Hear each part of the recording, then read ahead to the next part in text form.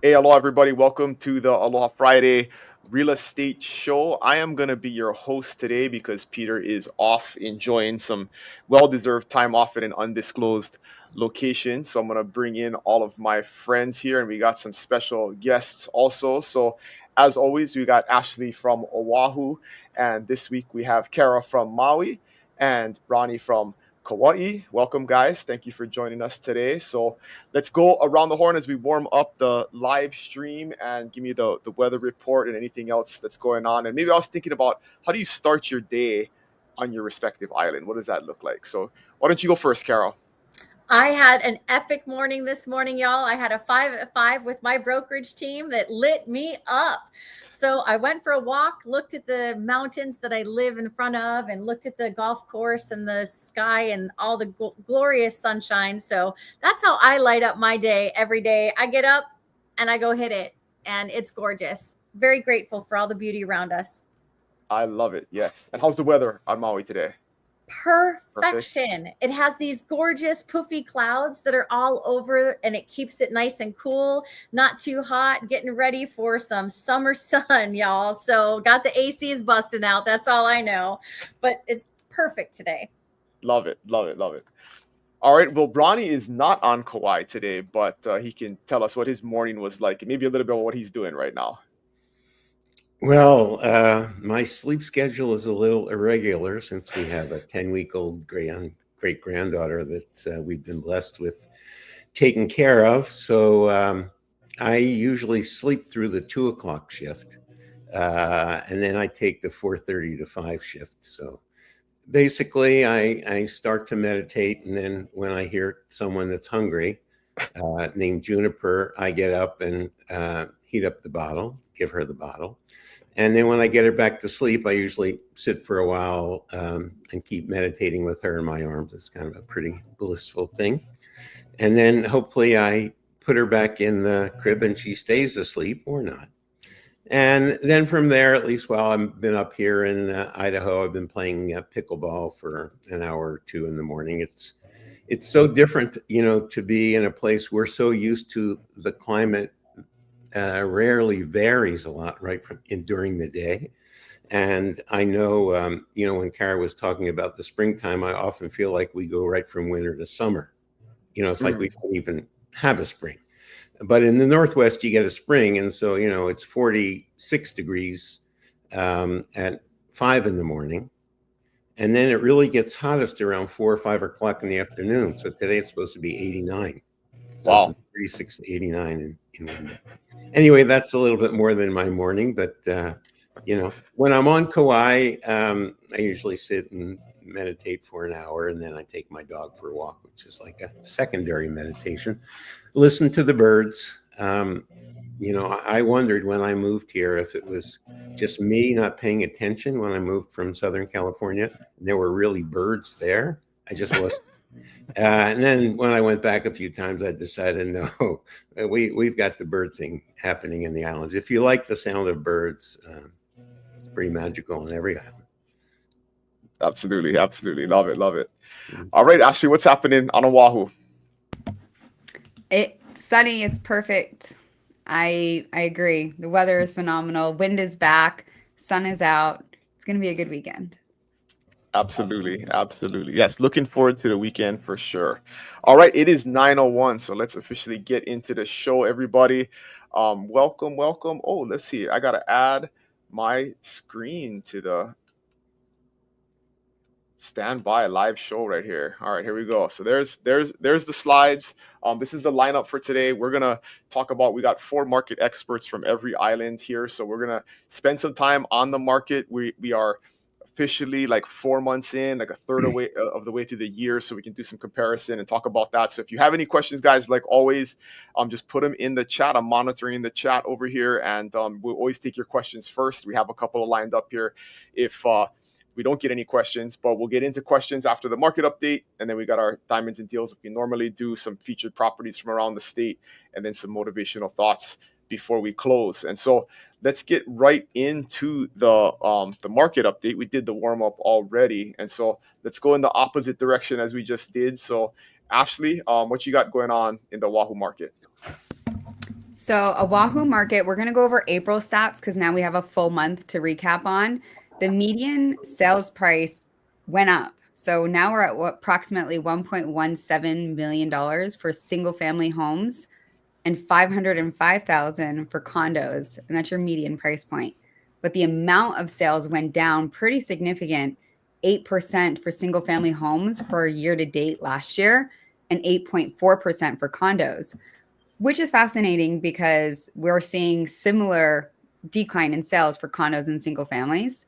Also the price ranges are a little interesting because in past shows we kind of talked about how certain price ranges had higher sales versus lower sales if we compare in past shows. Right now, we're seeing 60% of condos selling below 600,000, which this time last year we actually saw a huge decline in that price range selling. We closed out April of 2025 at 666 sales. Ooh, I just realized that. In 2024, it was 727 sales. And then I always like to compare that to pre-COVID market. And in 2019, there was 829 sales. So that's a pretty significant from 2019, 829 sales to this 2025, 666 sales. So the number has shifted. The percentage of condo to single family is still pretty relevant and the same. More condo sales than single families just because they're lower price points and entry level homes. But the price went up still. Significantly lower sales, prices still went up. You're muted. There we go. Interesting. So I'm seeing an interesting, the same kind of trend here on the Big Island, which I'll get into when it's my turn. But let's jump over to Kauai and see what's going on Kauai with Ronnie. But so I think the big takeaway here, right, is that slower than last year, but prices went up. And so if you guys have any insight on that in your island, share if that's similar or different on your island. So Kauai, what you got happening on Kauai, Ronnie? Well, if you move to my slide there, if you want. I got you. Yes. Yeah. I actually have there you go. I thought I'd bring up this slide. I have a whole deck, and actually maybe sometime in the future I can just use this. This is basically what Gamma told me when I uploaded all the stats from HIS, and then I can kind of extrapolate the data based on real life experience. But if you look, now these are island-wide numbers, right? So the number of residential units was up 10%. And really, basically speaking, it's interesting the contrast to Oahu, because in January and February, we had much fewer sales, like 52, 54 sales. Then all of a sudden in March, 76 sales. And here at Oahu, 666, Kauai 76. Where do you think there's more people? And then, in April, still pretty strong, 74 sales for Kauai. But even though the number of sales went up 10%, the volume, the dollar volume, was down almost 18%. And what that translates into, even though if you look down at condos, so there were 11% more that sold, and the volume was up a little bit, but all in all, if you look at the entire market, what it tells me is there's more activity happening at lower price points, at more affordable price points. And I don't know if it's that way on the other islands, but the luxury space, the $3 million and up space. This month we talked to quite a few buyers who were like, but with what just happened in the market, we're gonna put this thing on hold, because all of a sudden they took a big hit, although that's pretty much, corrected at least part of the way. And the inventory continues to grow. So each and every month there's a little bit more for sale. I keep emphasizing that it's a great time for buyers because they've got so many more options, so much less competition, so much flexibility, things like you wouldn't think of a year or two ago, like writing an offer that's contingent on a sale on the mainland. Sellers are more flexible. And I totally agree with that. We actually just got a very nice, $1 million condo in escrow that's contingent on 2 properties selling. So like our buyer had 2 properties they needed to sell, and Mm, we said, "Hey, it's a slow market. This thing's been on the been on the market for 4 months. Let's give it a shot." And the seller was willing to work with us and actually wow. accept that. And I think we would all agree. I mean, 2 years ago, dead in the Never. water. No chance of that ever Totally. happening. So yeah, Mhm. absolutely. If you're on the buy side, you can definitely have a lot more flexibility and creativity in what you're doing. So yeah, it's great insight. And then I also wanted to, we'll circle back on this after Kara and I give a quick market update. But what's our theory? Start thinking about what's the theory behind why lower price points are selling. And I got some ideas behind that. But why? What's driving that? Is it just affordability? Is it interest rates? Like what is it? So with that, Kara, what's going on in the Maui market?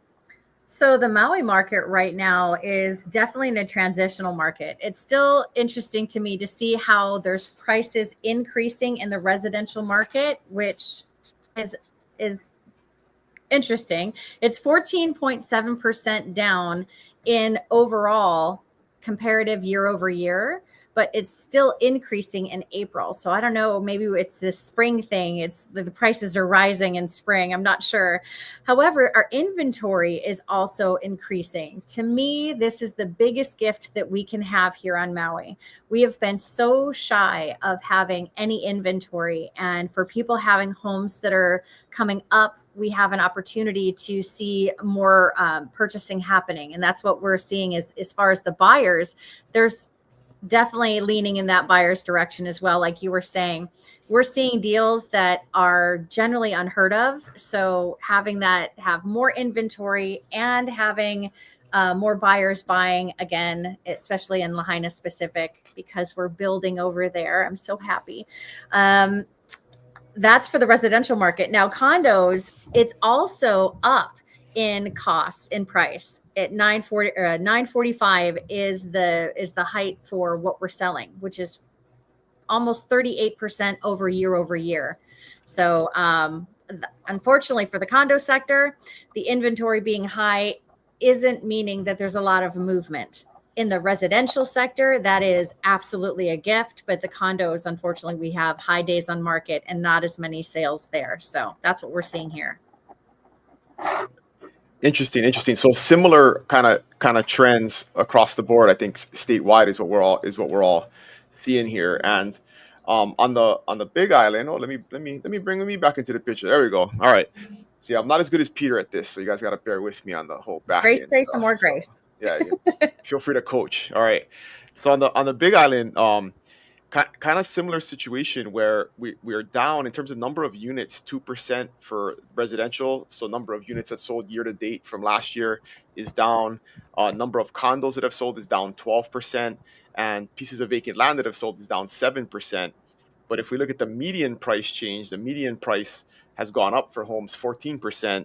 It's actually down 6% for condos, and it's zero for vacant land. So if you look at the overall market, it's actually up about 7% overall. That's really led by the housing market because we're down in the condo market, but up in the housing market. But it's just an interesting anomaly, I think, statewide, where we're seeing lower numbers of sales, which you would think if demand is falling and there's less sales, prices would kind of start to ease and fall also. But we're not seeing that across the board. And um, I think, and what do you guys think about this? I mean, you were just talking about inventory, Kara, that one of the reasons is, and Ashley referenced the pre-COVID numbers to give us some frame of reference.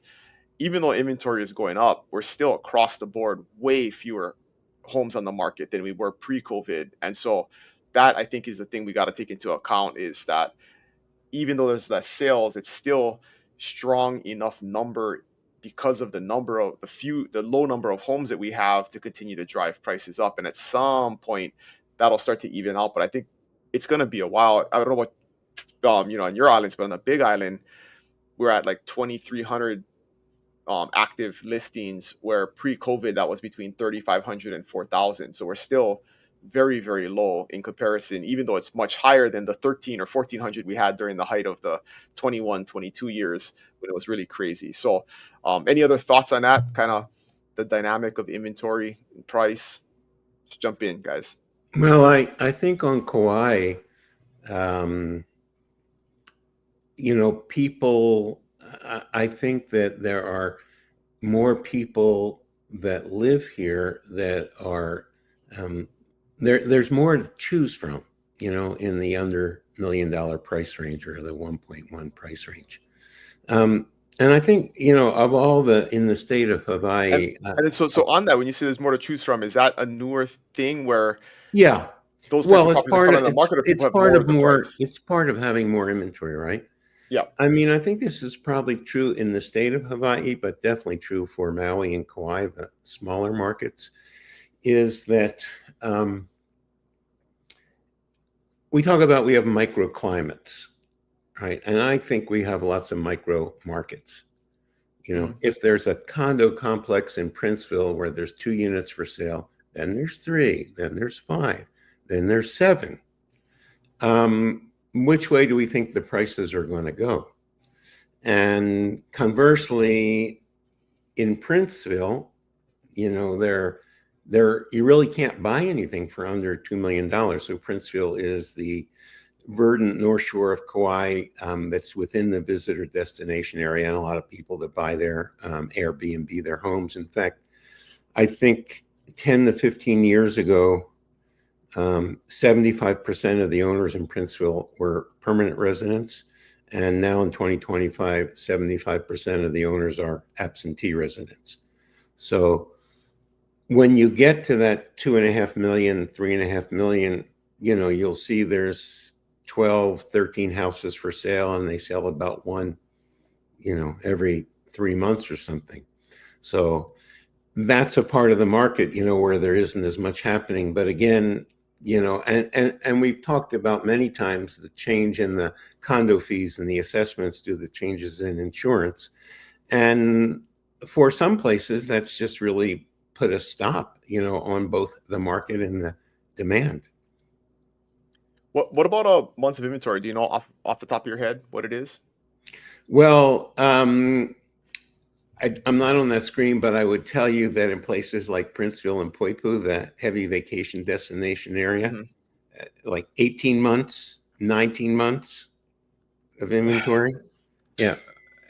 Yeah, I don't think prices are going to go up there. But then again, you can have an outlier property. It's in a prime building. There's only one other unit for sale. This has got the best view. And the buyer doesn't, care necessarily about the market. Yeah. That kind of buyer. I mean, I have one seller who was like, how we all often deal with sellers, like, I'm not in a hurry. You've probably heard that once or twice, right?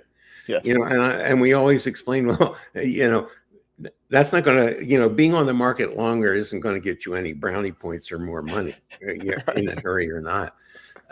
But, on this particular seller, he's like, he's looking at the volatility in the stock market, and he's saying, hey, man, in the summer, it's going to go crazy. And people are taking their money out of the market, and they're all going to come to Hawaii and buy property. And, I don't think we could put all 4 of us together sitting around our crystal ball. I don't know that we could really predict. But definitely, as I said earlier, I mean, some people are going to be knocked out by losses they've taken, and other people, might choose to invest in real estate. The bottom line is, relative to what you said, 10 years ago or 20 years ago, there's very little for sale, Yeah. And there's more and more reasons. One thing I did notice, though, we talked about in our team meeting yesterday, is the number of Canadians putting their homes up for sale. Huh. Okay. Why do you think that is? We know why. Okay, we won't go there. This isn't a politics show, Ronnie. Yeah, I'm sorry, but it's just an observation. It's an observation. Is anybody else seeing that? Canadians putting their house up for sale? Actually, I'm going to go to our escrow company and I'm going to look because I'm curious. I know that they've boycotted travel to the US, and it's now at 15% less Canadians that have traveled so far with their bookings, and anything over 10% impacts our economy 1 to 2 billion. So I imagine if they're boycotting traveling, it would probably impact real estate to some degree if people are that passionate about it. Yeah, interesting. I'm fascinated. I'm going to look that up. Yeah, I mean, That's with a good anything, one to look. you may or may not agree with anything that goes on politically, but I can only speak from my own experience, right? So when I sent out my May market update to, I think 9,200 people on our mailing list, 31% of whom opened it up. I don't usually get very many responses, but I got 3 from Canadians, and they weren't very nice. You know, they're Got like, it. "We're not buying in your country." You know, Okay. but whatever. It's their Well, choice. there's an interesting. This is a separate topic, but there are Title Guarantee does put out market stats on where buyers come from, and unfortunately, the Canadian market is pretty tiny, and so I don't think it's going to have a humongous impact on the overall Hawaii market, because overall it's like 1 to 2% of is all international buyers combined, right? And China and Japan are usually at the top of that list, but it's still a fraction of a percent when you include everybody in That's total amount. good. So That's yeah. good information. Yeah. Okay, so back to like market stuff, Kara. Anything else you want to add Yeah, on Maui and actually, I inventory? did. Yeah. I was so interested in this comparison pre-COVID. So I was like, doing a little research while you guys are all chatting. And this was mind-blowing to me because it just shows you how quickly in such a short period of time our markets shift and we normalize as real estate agents and as people that are buying and selling. We normalize. We think that this is the new normal. So pre-COVID in 2019, check this out. 477 units for single family homes on the market. I thought that we're at low inventory now. We have 1,626 units available today. And I'm still thinking that that's low. Isn't that amazing how we look at the things that shift? So from 2019 to 2025, we have had a huge spike in inventory. But again, meeting today's market, it looks different. And then So the what about price. number? So Oh, what go about ahead. number of sales? Like how many sales were happening per month So in this is it. 2019? Okay. So the price adjustment is it was 819 average to 1,000,003. The market dynamics, it says it's shifting towards a buyer's market. Days on market, it's selling faster from 14 days to 115 days from back in 2019. So Mhm. what was your question specifically? I'm sorry. Like, number of sales per month. Number of sales per month. I did not pull that stat, but I could take a look and Yeah. I'll come back at you. Okay, all right. Because I think it's interesting because we know on Maui right now it's like around 100 sales happen every month, right? Little maybe Right. variation by 10 or 20 or something like that. But it 200? Was it 300 previous in 2019? That'd be interesting to know, right? Like how many per month we're I'll selling do the previously. comparison, So 219 month over month to today. That's interesting. Okay. so what about let's talk a little bit about like this lower price point thing. Is there more inventory at lower price points? Have prices gone down? What's driving that? Any theories on that or thoughts on that? Well, I think for like at least on Oahu, we're seeing 30% increase in inventory of single family homes and condos minimum. And a lot of these condos, are coming on market because maintenance fees have increased or the special assessments. And so they can't push the market, right? And you have a lot of people who their barrier of entry to get into. Sorry, I'm gonna pull title company statistics about the Canada stats, and it's making my computer really slow, so I might be glitching. Sorry. Oh, good. Okay. Is it glitching? No, you're good now. You're good now. It was slow for a Um, second. Yeah. so I think that barrier of entry for a lot of those buyers that are coming in can't necessarily afford or hold property if there's a big variation in maintenance fees. And so it's just maybe even cyclical where you kind of see this transition, kind of like commercial real estate, right? It's profitable. And then sometimes you have to sell it to bring in fresh new buyers to make the business make sense again, right? It's almost like that in that lower price point inventory where they're selling off because maybe fees or costs to be there is too much and you bring in a new set of buyers and that can qualify for that particular amount. So I think it's the amount of inventory, affordability, and the demographic or type of property that fits those price points are being maybe pushed into a position they have to sell. There's almost like a perfect storm of pressure, right? I mean, you have high interest rates, higher fees, higher insurance, all of this stuff is happening. Weird stuff in the market globally. I mean, yeah, so perfect storm. Ronnie, what'd you have? I know you had something there. No, I was thinking the stat I found is that 15% of the active listings on Kauai have lowered their price in the last 60 days. Okay. So Is that significant though?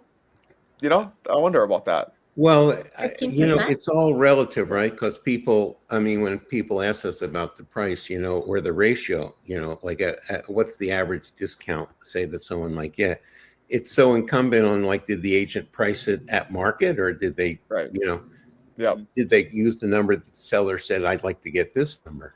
So it's, Yeah.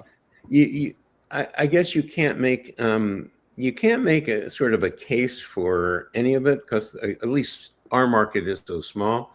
But I do think that even though I can sit here and say, well, we had a big bump in March and April from January and February, relative to some of the areas where I say there's 18 months of condos for sale in Poipu, that change isn't really changing that market. So you got, more motivated sellers. And I think over time, back in, before you were born, Dylan, no, back in 2008, during the recession, you know,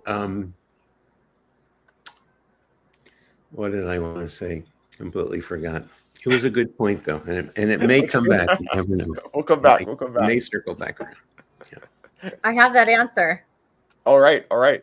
Okay, do you remember your question? Do the viewers remember your question? Yeah. So So it was, the what's the question number of sales? is, Go ahead. what is the number of monthly sales right now compared to 2019? So how many properties on average are selling every month?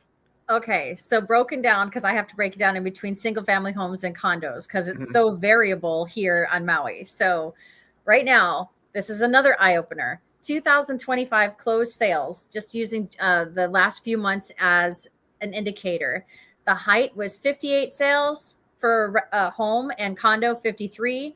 Back in 2019, it was 93. So remember, we went back at 477 total on the market, but our sales were higher.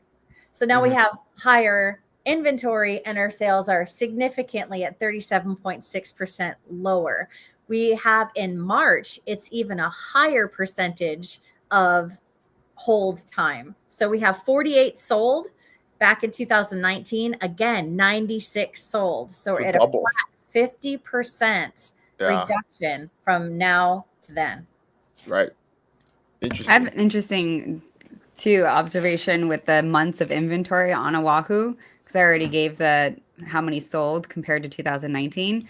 So right now on Oahu, for the combination of single families and condos, we're at 5.5 months, 5.6 months of inventory.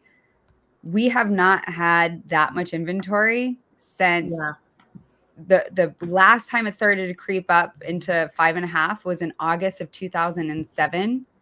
And the last time it went below 5 months of inventory was 5.5 months, was October 2011. So we've had pretty consistently 3 months or less inventory since 2011.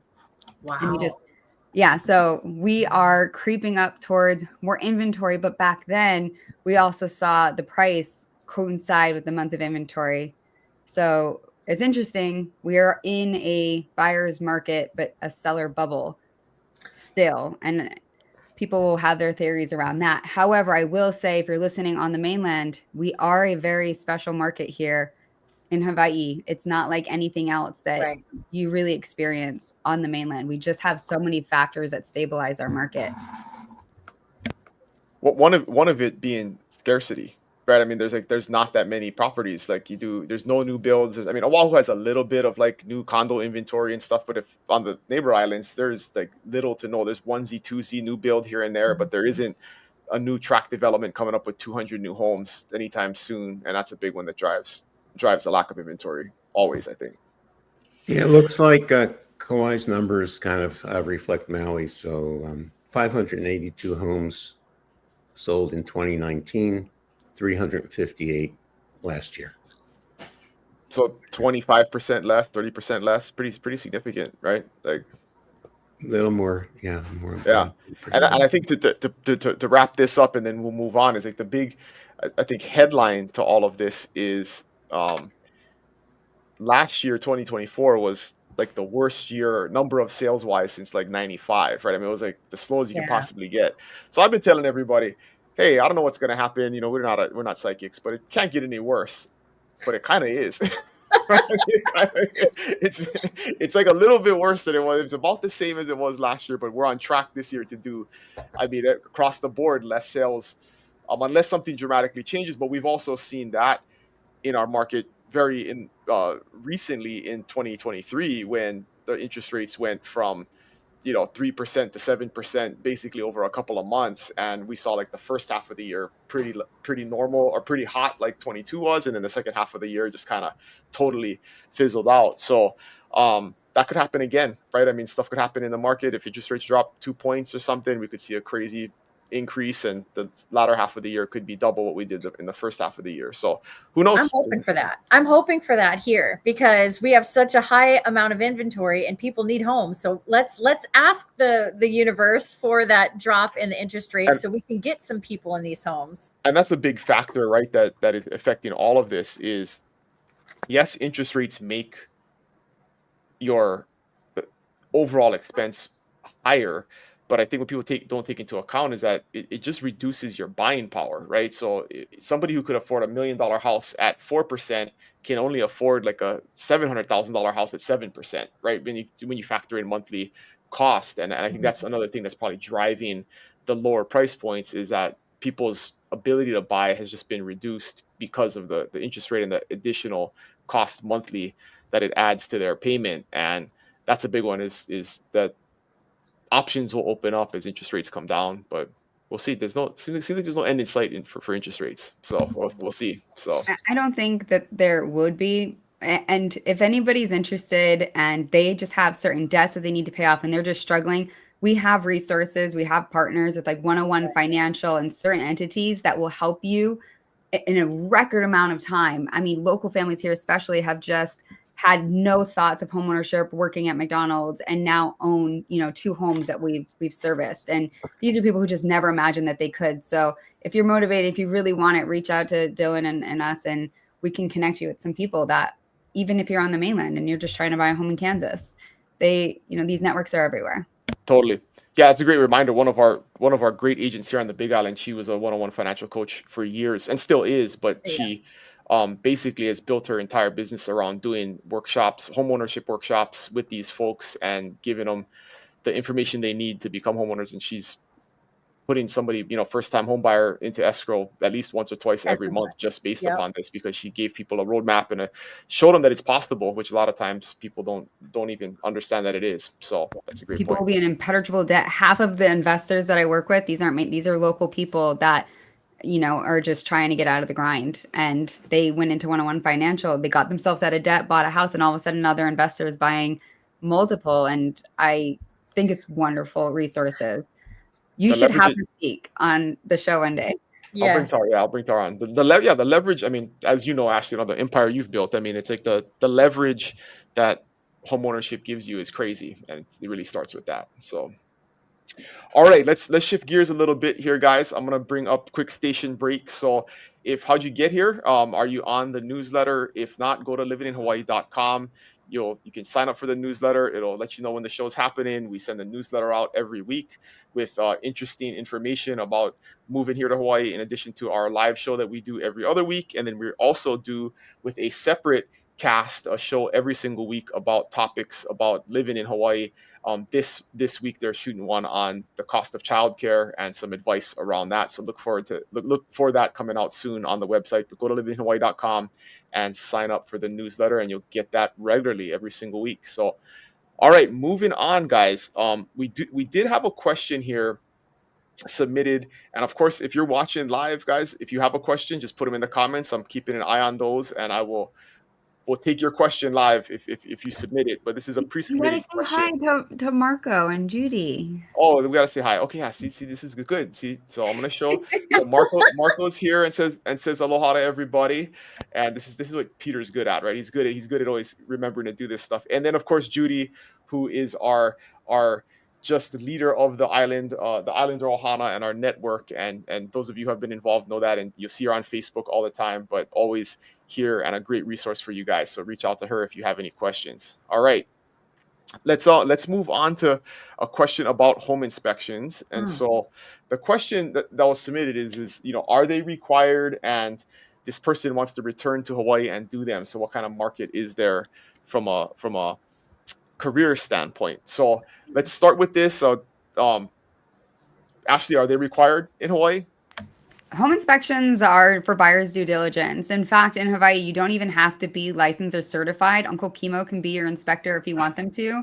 But a good licensed professional will have hopefully a few choices for you. You want to check their reviews and see if they're insured, just because they, you know, to some degree will hold themselves accountable, but they're humans. So interesting fact about home inspectors, if you do get one that's licensed and insured and has a contract and is official and legitimate, they will only reimburse you up to usually the cost of the home inspection or 2 times that cost, should there be something that was pretty large that was missed. But no, you don't, it's not required. Okay, so Ronnie, they're not required, but do you recommend them?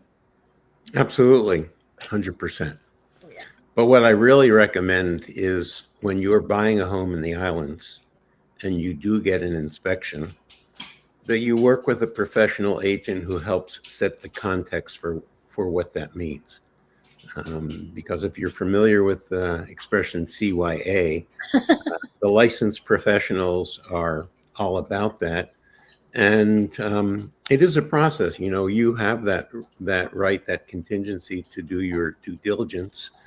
And a lot of times I've seen, inspectors say, well, this is a concern. And then a contractor comes in and said, well, I've, built 25 homes and, basically disagrees. So I think it's important. And one thing I have noticed, and you can share your own experience. On the mainland in most states, the seller's disclosure, the inspection, all that stuff is done long before the property goes on the market. Here on Kauai, that's rare. I think sellers are really prudent and smart if they do it, especially, many sellers might want to deal with anything that needs to be addressed. But typically in Hawaii, that happens during the transaction. And one of the challenges on a small island like Kauai is, okay, now I have to go out and get a bunch of bids. What's it going to cost to replace the roof? What's it going to cost to put in a new septic system? And, you can't always get that done quickly out here. But I think pertinent to his question, if he's asking, shall he move to Kauai and become a home inspector? Let's see. Well, it's hard to say, right? So if we had 76 sales in a month total, which are land, I know of 5 inspectors. Of course, if you're good, you're going to get work anywhere. But I guess Right. I would question, where the majority of the work is, and of course, it would be in the big city. Yeah, absolutely. That's one thing always when you're doing business planning is total addressable market, right? What is the total addressable market that you have that you can serve? And I think that definitely varies on the different islands. And I think back to this question, and I'll get Kara's input on this, is, if you're asking about starting a home inspection business, primarily your business comes from realtors, right? I mean, very rarely does a home buyer just go online and Google home inspectors. I mean, I think you guys would agree with me, 99% of the time, the buyer will go with whatever home inspector we recommend to them. And so that's a super important part of the business. You could be the best home inspector in the world, but if you don't have relationships with realtors who will refer you, you're kind of dead in the water. So what do you look for, Kara, in someone to refer, right? When you build that relationship, like what is, how does a home inspector get on your list of home inspectors to nailed refer it. to your buyers? It's 100% about relationships. And to speak to the person that's thinking about coming here to Maui or any of the other islands, I'll speak to Maui specifically. We have some really powerful home inspectors here, and how they got their business is through consistent showing up with the real estate community. They're constantly at the caravans. They're coming to events, they're sponsoring events, they're getting to know every agent individually and shaking hands. So relationships here are huge. But then what comes after that, and what gets on my list and why I refer my inspectors, is because they have their reporting system nailed. They walk around with an iPad, they do all their things. It's instantaneous. So if you work with me, I like to get answers to my client immediately. Right now, with technology being what it is, if it takes you 48 hours to get a report back, you may not have as many real estate agents referring to you, but if you get it to them at that moment, that's mind blowing. So for me personally, I only speak to me, is that if you can get me that report in that moment to my client with all of the live time pictures, the information about what's kind of going on behind the walls, because here in Maui, certain areas are very damp. So depending on your client or climate, you want to have the information to your client of whether or not there's moisture in the walls. That's a huge piece for me. So there's different companies in the home inspection world that have meters that recognize that moisture. So for here, that is one of the big pieces of having not only immediate information, but proper information. And then again, relationships all day long. That's that for me. That's good. That's good. I always say, it's super important from a home inspector standpoint is to have bedside manner. Yes. And just like a doctor, where I want a home inspector who's going to be extremely detailed and point out every single tiny flaw that there is in the house, but also be able to understand and explain the so what to the client. Because we always, I think you all do this, every good realtor does this, is we always prep our clients right before they get the home inspection and say, hey, this is going to be full of a lot of stuff and it may freak you out, but really we want to focus in on what are deal breakers, what are health and safety issues, what are things that you can't live with if they don't get fixed. And instead of trying to say, hey, we need every single, I want to buy a perfect house, right? That is not ever reasonable. If a house is 20 years old, there's going to be flaws. There's going to be things that aren't perfect. But I've definitely seen a wide spectrum of the home inspector who just gives them this 60-page report and has them figure it out themselves, or the one that'll take the time and patiently walk through it, explain, hey, this is normal for a home of this age, versus, hey, this is something that's really important that we should address. And then they can work with us to negotiate that with the seller and get those things resolved. But yeah, I always think that bedside manner, and that's outside the skill set of just being good at looking at a home and evaluating its condition, is how do you communicate that to a client without Well, scaring them away. I would say if you talk about combining what you and Kara said, I would put bedside manner way above showing up at caravans and I agree. building relationships. I mean, it's probably forgive me for saying this, but when I represent the buyer, I want the ball buster inspector. I want the guy that's Yes. just like the toughest. But when I represent the seller, I'm hoping for someone with a little bit better bedside manner. I want to speak to that as well too. I really do understand what you're saying about that bedside manner, because I've had a deal literally broken because the report was so convoluted and there was no rapport at all to the seller and to the buyer, that it was just kind of like, and we had to go through and get another inspection because of that bedside manner. And it is very important to have that. And again, the buyer and seller difference is true in that relationship too, Ronnie. Well, So I think at That the end always, of the day, we want to take the best care of our client, right? Whether clients. they're a buyer or seller. And we want to, work consciously and help these parties create a win-win relationship. And I always look at the inspection period, the home inspection.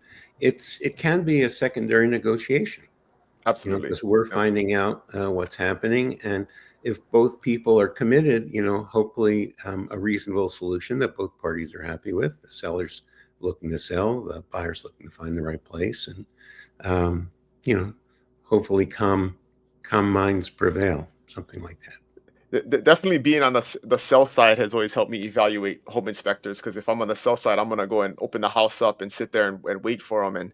And my go-to inspector is like a 4-hour minimum guy. Even with a small house or a condo, it's like takes 4 hours to do the inspection, and then I'll see inspectors come in and like an hour and a half they're gone, and I'm like, how did you do a thorough inspection in an hour and a half in a 1,500 square foot house, with crawl spaces and all kinds of different things. So that's something you is a great question to ask, is how long do you spend on an inspection? Because that's I think something that can give you some insight as to how thorough they are. As if they're in and out and quick, then how thorough. If you're doing 3 inspections in a day, that's probably not reasonable, right? From a home inspection standpoint, it should be a slow process. So, and so wrap us up here, Ashley. I mean, you guys, you deal with a lot of like really poor condition homes, fix and flip type stuff, renovations.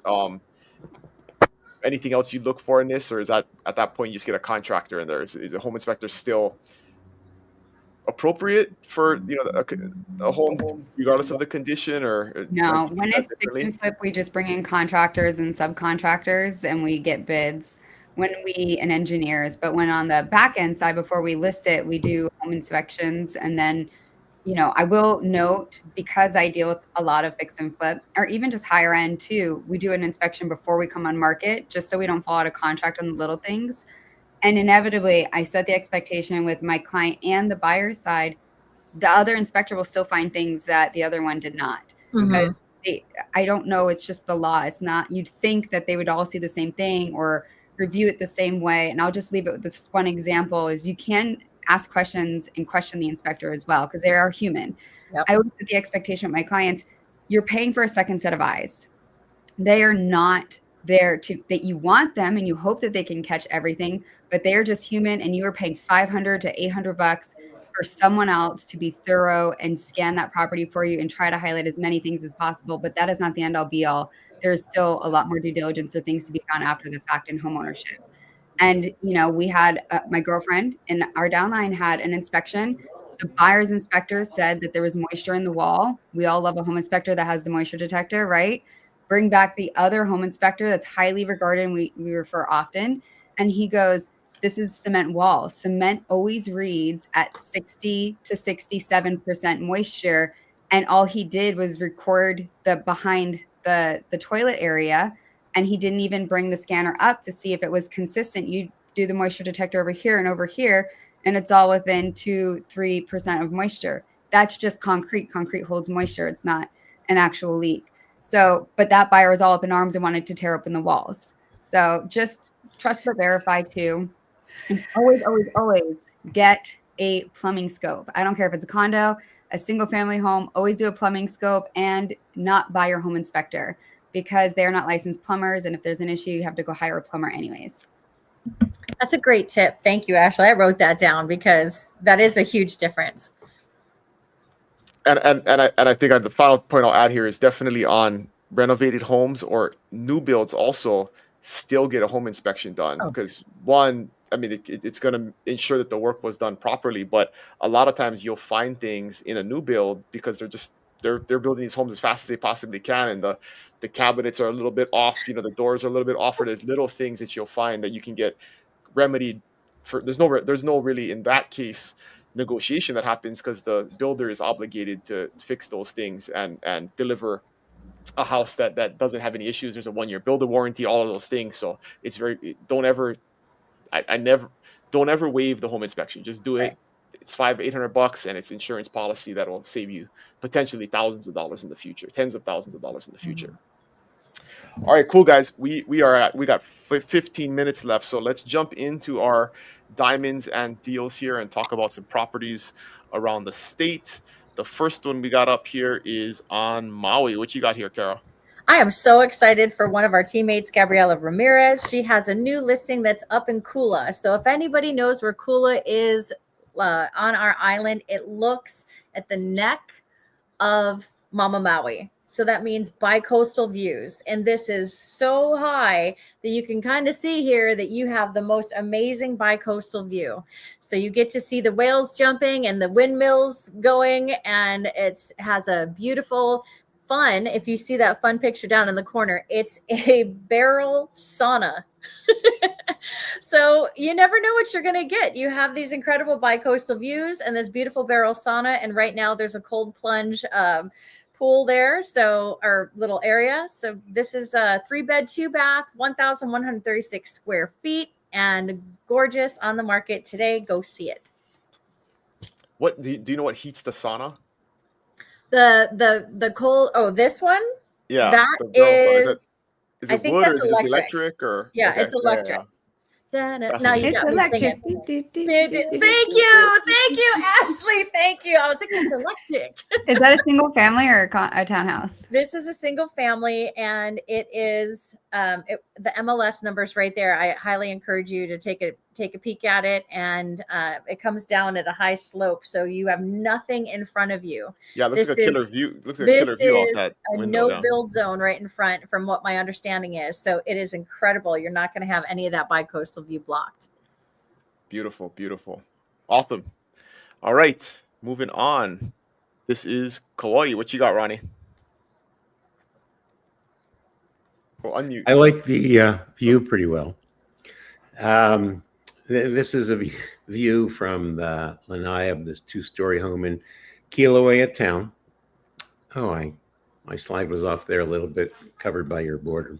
Anyway, this is in the town of Kilauea. It's priced at $1.829. It's a home that's been completely remodeled. I tripped out when I went through this kitchen. You can see a little picture of it, and I discovered this company called Reva Shelf. Maybe Ashley knows about them, but I could not believe all the gadgets and storage, and like you can have like a Murphy bed. This had like Murphy cupboards. It was phenomenal. Anyway, the house has been completely remodeled. It's 3 bedrooms upstairs, and there's a separate downstairs studio and a separate office, nice outdoor shower. Kilauea town is quite popular. A lot of families like to be there because of Kilauea Elementary School is a really high quality public school. And actually, Kauai is building its first North Shore high school, Namahana Charter School, and we've raised, I think, about $8.5 million out of $10 million to get it going, and starts in the fall. So that's going to attract more people to be on the North Shore. And as contrasted to Princeville, which is a master plan community with like lots of rules and a design and review committee on everything you do, this is more like a laid back town. Of course, everything used to be sugar plantations here, but now this is in the residential area of Kilauea. And it's a great house. It's unoccupied, so you can see it anytime you want. And of course, if you're watching the replay, please hit the pause button on YouTube and scan that QR code. Good I job. love the call to action. Yes, yes. So we just I'll comment on it. The cabinets actually look similar. We just did a kitchen remodel at my house, and my wife probably spent I don't even have any idea how much time, but on Pinterest, like deeply researching the cabinet situation, and so she custom picked every single type of cabinet that there is. So there's like the ones with the trash that pull out. So there's a trash and a recycling in it. There's one with like a knife holder where it's got like it's like this soft thing where you just stick the knives in it. So you don't have knives on the countertop. They're all in the cabinet. And there's one with spice racks. And so it's pretty cool nowadays what you can do with cabinets, because you can really customize like what you have based on what you want your kitchen functionality to look like. Because her goal was nothing on the countertop, so everything needs to go in the cabinets, and there need to be space for everything. And so, anyways, I'll show you guys when you come to my house. But it looks similar, like this style looks similar. So, anyway, all right, what we got? What we got, Ashley? This is a new listing I just put on market like last week. It's in Lilipuna and Kaneohe. And Kaneohe is on the east side of the island. It's rainy, it's tropical, it's local, but you're close to the water, you're close to mountains and gardens, the mall, all the freeways. It's just a really prime location. You're also by the Marine Corps base too. And it's a 5-bedroom, 3-bathroom. So the upper level is a 3-bedroom, 2-bath with that lanai. And downstairs is a legal ADU, which is accessory dwelling unit, as a 2-bedroom, 1-bathroom. So both have full kitchens, like fully equipped with dishwashers, everything. LEDs all the way throughout. This is going to be fully permitted. Permits are to close any week now, but we are live on market. New roof, new plumbing, new electric meter. Everything is just new. This thing was brought down to the absolute studs. So much parking behind this wall where you see this carport. On the other side, there's another 2-car carport behind it. So even separates the parking for the people. And then you have this additional parking pad over by the lanais for like a small boat or something. And you're tucked back on this flag lot. So you're not on the main road. But something that everyone points out about this property is that Ko'olau mountain views are just panoramic everywhere. Every window you look at, you see the bay or the mountains on both floors. Normally like the lower floor, you can't see it.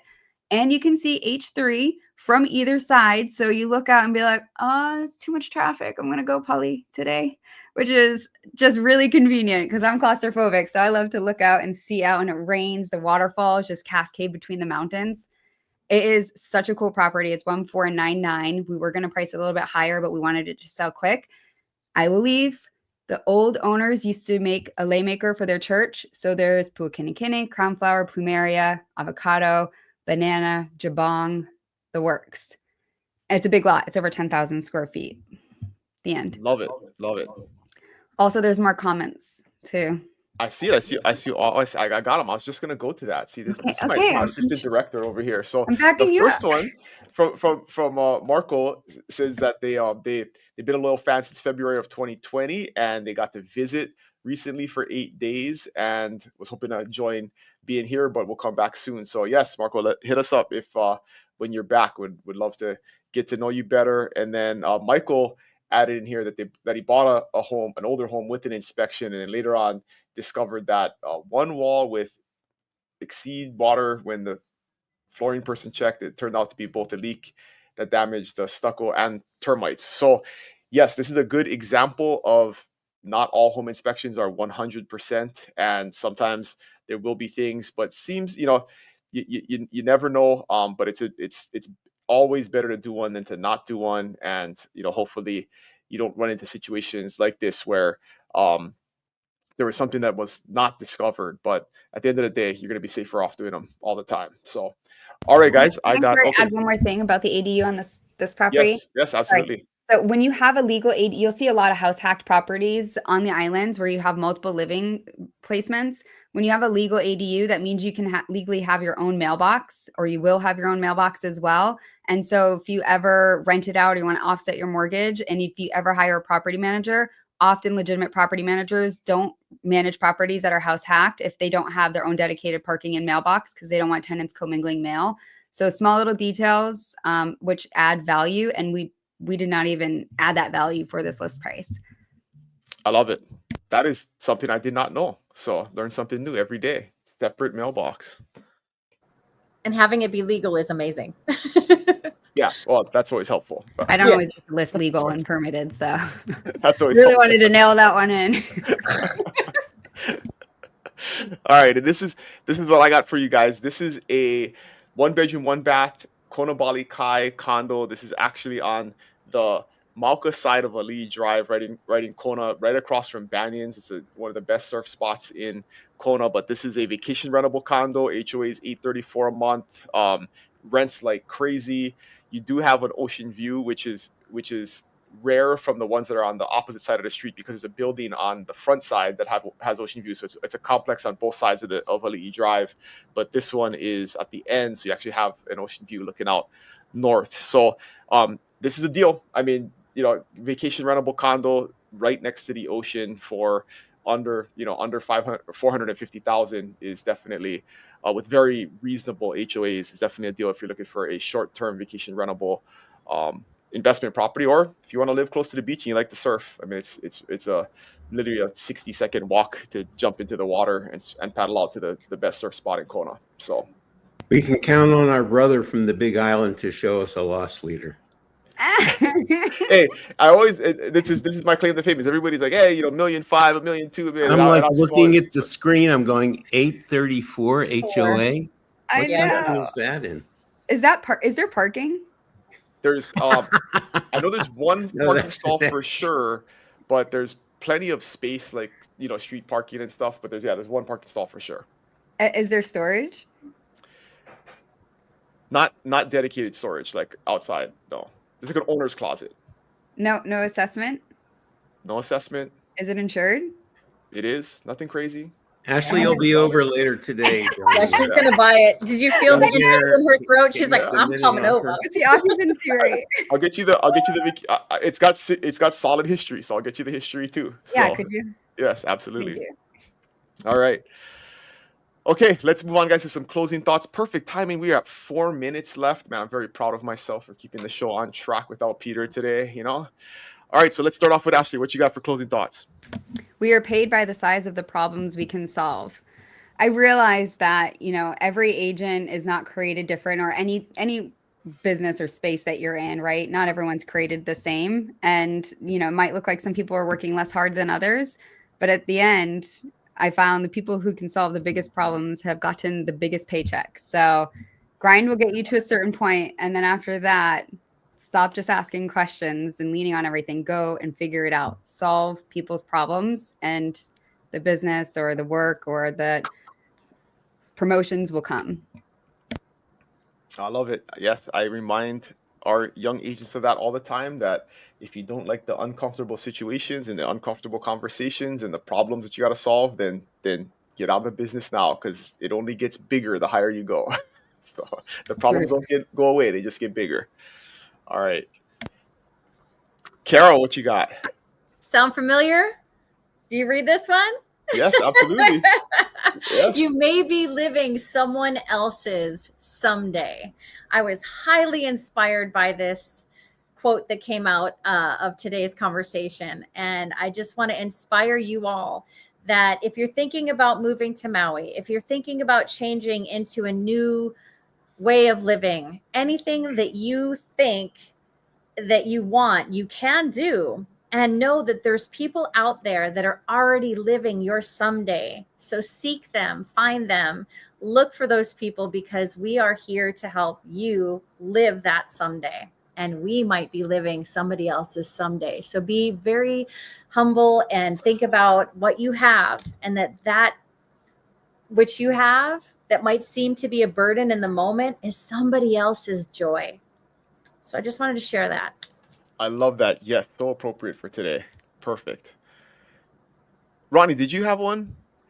Why don't you go, Ronnie? I didn't make a slide. But you always have wisdom for us, so you don't need a slide. You made a slide for your stats, but not your quote. Well, hey, but he's so wise. He always has something at the top of his mind. I've been listening to this book, The Science of Getting Rich by Wallace Wattles, written in the 1920s. And talks a lot about gratitude, and that everything comes from gratitude and being grateful for the things that we want even before they come. Amen. And he says we must get rid of the thought of competition. We must see the world as a place of infinite resources and opportunities for all. And I love that thought. I love it. So I love it. I just got chicken skin, Ronnie. Perfect. There's never a day that you speak that I don't get chicken skin. So thank you, sir.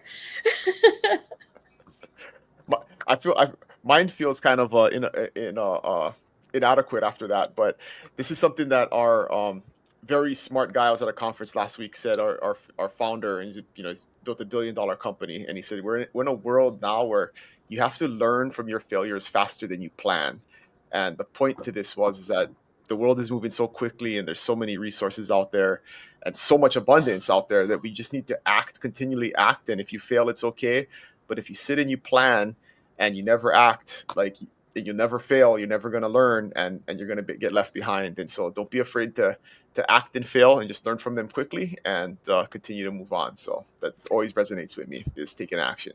Yes, as Wayne Gretzky, the famous hockey player, said, you always miss 100% of your shots you never take. Absolutely. Ooh. Yes. Love it.